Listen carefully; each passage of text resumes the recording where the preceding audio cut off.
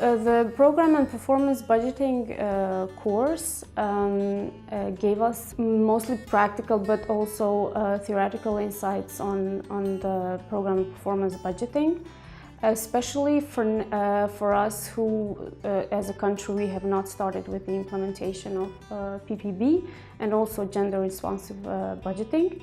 We had a lot of discussions with other participants for the prerequisites and the practical requirements needed for the implementation of the PPB.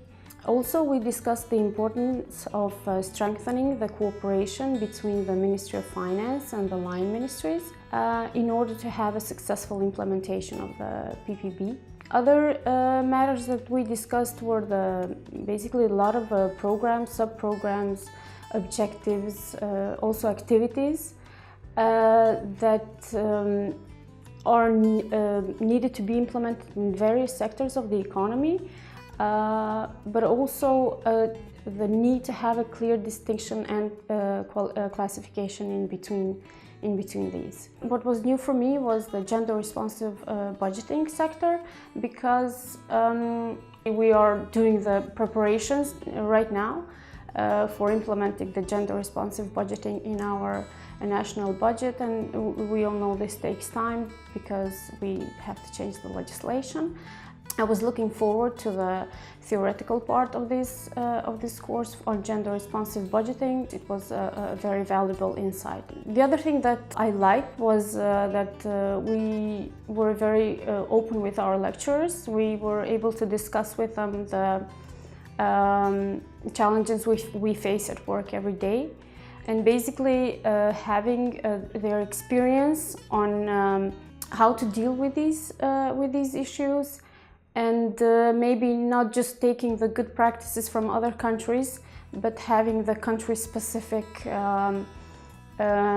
measures in terms of that every country has different macroeconomic development, has different fiscal rules or fiscal policies, and that we should bear in mind all these in the preparation phase for the implementation of these programs. An interesting part of this program was the webinar. This was an added value to the course because we got to know our peers from the Southeast Europe in different ministries.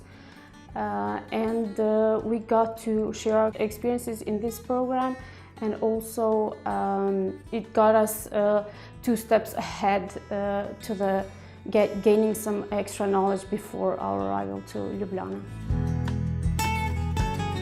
I think that the first thing I will consider after returning home is to think of the many challenges that we got and discussed with other peers here, with the countries that have implemented program performance budgeting and also gender resource budgeting, because I think that having a prior knowledge on what you might expect gives you a good perspective on what awaits you in further steps of the implementation phase, not only in the preparation but also in the implementation phase. Implementing such a reform requires a lot of preparation, not only on legislative side but also the administrative side. It requires a lot of human resources.